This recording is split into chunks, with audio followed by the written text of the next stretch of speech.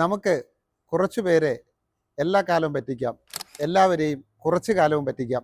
എന്നാൽ എല്ലാവരെയും എല്ലാ കാലവും പറ്റിക്കാനാവുകയില്ല. ഇത് തെളിയിക്കുന്ന ഒരു കഥയാവട്ടെ ഇന്ന്. ഒരു കുറുക്കൻ ഇര തേടി നടക്കുന്നതിനിടയിൽ പട്ടികളുടെ മുമ്പിൽപ്പെട്ടു. ഈ പട്ടികളെല്ലാം കൂടി കുറുക്കനെ ഓടിച്ചു. പ്രാണഭയം കൊണ്ട് ഓടിയ കുറുക്കൻ നെയ്ത്തുകാരൻ കലക്കി വെച്ചിരുന്ന കളറ് കലക്കി വെച്ചിരുന്ന ചായം കലക്കി വെച്ചിരുന്ന പാത്രത്തിനകത്ത് വീണു.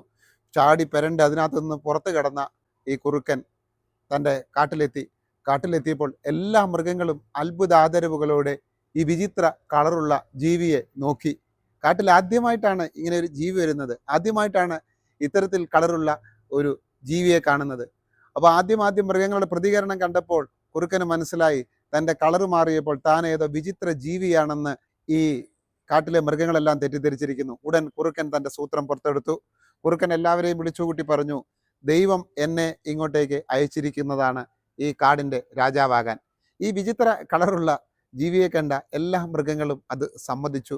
കുറുക്കനെ രാജാവായി വാഴിച്ചു. കുറുക്കൻ സസുഖം ആ ഭക്ഷണമൊക്കെ കഴിഞ്ഞ് ആ കാട്ടിലെ രാജാവായി വാഴുകയെ.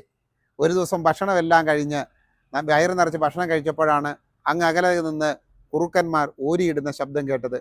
കുറുക്കൻ ഓരിയിടുന്ന ശബ്ദം കേട്ട് കഴിഞ്ഞാൽ സ്വാഭാവികമായിട്ടും മറ്റ് കുറുക്കന്മാരും ഓരിയിട്ട് തുടങ്ങും. അങ്ങനെ അകലെ നിന്ന് കുറുക്കൻ്റെ ഓരിയിടൽ ശബ്ദം കേട്ടപ്പോൾ അറിയാതെ ഈ നീലക്കുറുക്കനും ഓരിയിട്ടു.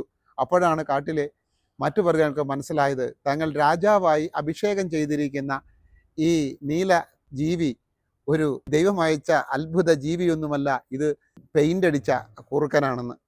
പ്രിയപ്പെട്ടവരെ, സ്ഥാനമാനങ്ങൾക്ക് വേണ്ടി നാം പലപ്പോഴും എത്രയോ കള്ളങ്ങൾ പറയുന്നുണ്ട്. ആ കള്ളങ്ങളൊക്കെ ഇന്നല്ലെങ്കിൽ നാളെ വെളിപ്പെട്ടു വരും എന്നാണ് ഈ കഥ നമ്മോട് പറയുന്നത്. അപ്പോൾ നമ്മുടെ സത്യസന്ധതയോടെ നാം നേടുന്നത് മാത്രമേ, യഥാർത്ഥത്തിൽ അധ്വാനിച്ച് നാം നേടുന്നത് മാത്രമേ നമുക്ക് നിലനിൽക്കുകയുള്ളൂ എന്നാണ് ഈ നീലക്കുറുക്കൻ്റെ കഥ നമ്മളോട് പറയുന്നത്.